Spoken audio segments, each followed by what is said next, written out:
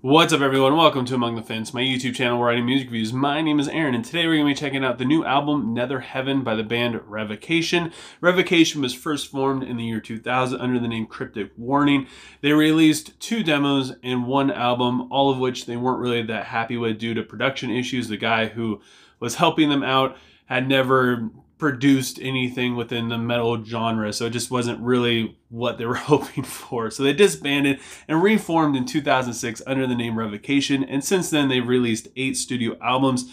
Their love for death metal and thrash really shined through as a fusion of the two throughout most of their albums, with influences like Slayer, Dark Angel, and Children of Bodom. You could definitely expect tons and tons of gallops and dynamic riffs throughout basically all of their discography. I didn't get into Revocation until about 2014 when they released Deathless, which is still my favorite album of theirs to this day. However, their 2012 release, Chaos Forms, is definitely a close second. And while they never really released a bad album per se, I tend to be drawn more to the records that have more of a death metal influence as opposed to a thrash kind of influence.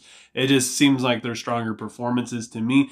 And after hearing the singles off of Netherheaven, I became very excited, as this seems to be the more prominent sound compared to their last 3 records they've released. The first song on the album, Diabolical Majesty, opens up with an intense riff and drums that really get you ready to start thrashing around your room. The vocals come in with a lot of authority, and the lyrics speak out against corrupt Christians, and this whole album is kind of based around just there's no God, there's no hope, and we're all kind of doomed, and it just plunges really deep into that. The chorus has a really great guitar part that flows up and down, and the guitar solo was kind of unexpected, came out of nowhere. It was a little bit longer than I would have cared for, but I really enjoyed the transition back into the rest of the song from it. Lessons in Occult Theft starts out with this nice rolling intro. The verse is musically intense with a prominent rhythm that takes over going into the pre-chorus, preparing you for the pace to pick up quite a bit in the chorus. The lyrics to me seem like they're about summoning a demon, probably through like a Ouija board or something like that, and then being possessed by it. I didn't really find anything in this song that stood out to me all that much, not until you get to the guitar solo, which is about 4 minutes in, and then the final chorus and the outro, which are pretty good. Then we have Nihilistic Violence. It has this really sick descending riff in the verse, and I love the progressive nature of this song. Like, there's different sections of this song, and there's so many smooth transitions between each one, and it just makes it feel like this song is constantly evolving. And the solo and the interlude are just the highlights of this, and it just proves this point, just how fantastically progressive this song is. Strange and Eternal starts out with a technical guitar passage, and it becomes rather thrashy in the verse. The chorus section has great triplets and a lead guitar melody. It sounds really good. I really enjoy the storytelling aspect of this song. It kind of reminds me a little bit of The Number of the Beast in a way, but it's completely different in every other way. The bridge is very energetic, and it makes the droning, or at least the first droning guitar solo, sound really evil, and the vocals in the outro were absolutely epic. And one of my favorite songs on this album is Galleries of Morbid Artistry. It starts out with a clean guitar followed by a fat riff, and it kind of tricks you into making you think it's going to be a ballad, but it's not whatsoever. It becomes very stompy in the verse with a crazy lead guitar part. The chorus is as death metal as it could possibly get, thanks to the tremolo picking and the vocal performance.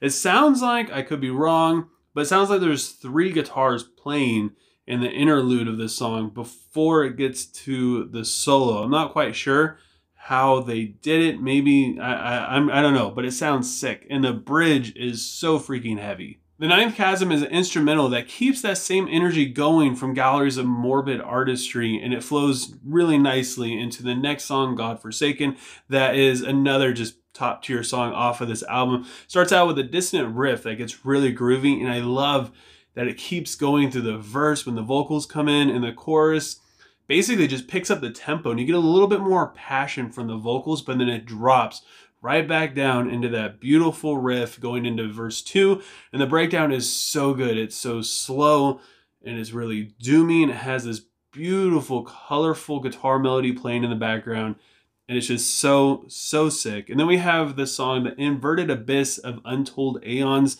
It erupts with blast beats in the verse, and it just intensifies as it gets to the chorus, but the vocals slow down a little bit going into the chorus, making for a nice contrast.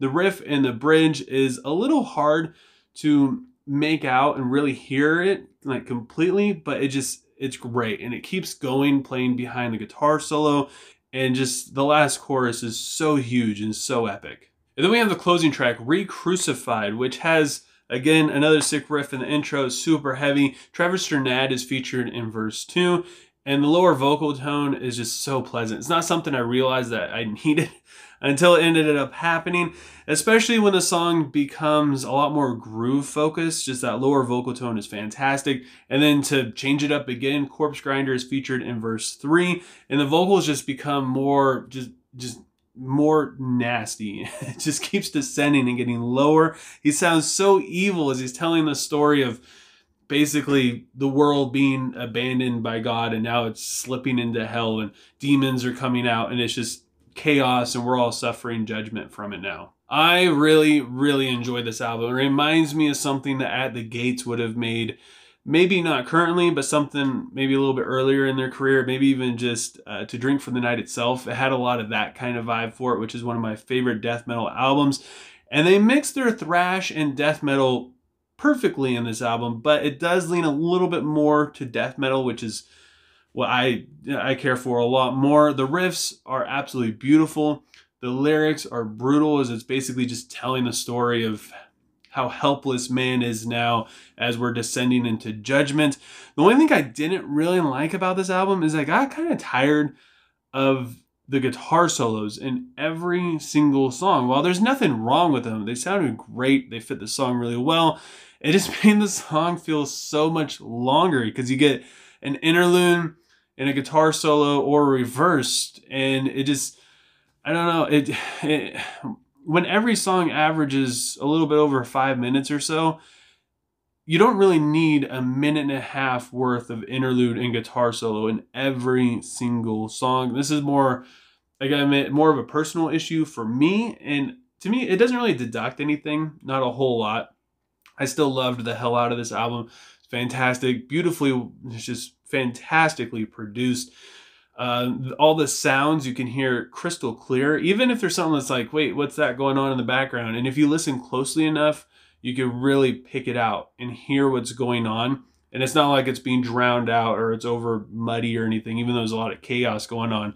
And I enjoyed that a lot too. It made it to where when you re-listen to this album, you just pick up on different things and you notice stuff that you didn't really notice even on like the third or fourth time you listen to it. So with all that said, I gotta give Netherheaven by Revocation a 8.8 out of 10. But I want to know what you guys think. I have a feeling that this is probably going to be considered one of the best albums they've done since Deathless, just because it's just, yeah, I think the death metal aspect of it is just so much stronger, and I think that's what they do just a little bit better compared to their thrash metal inspired stuff. But yeah, leave a comment below letting me know what you thought of Netherheaven. Let me know what you would rate it and what your favorite song is.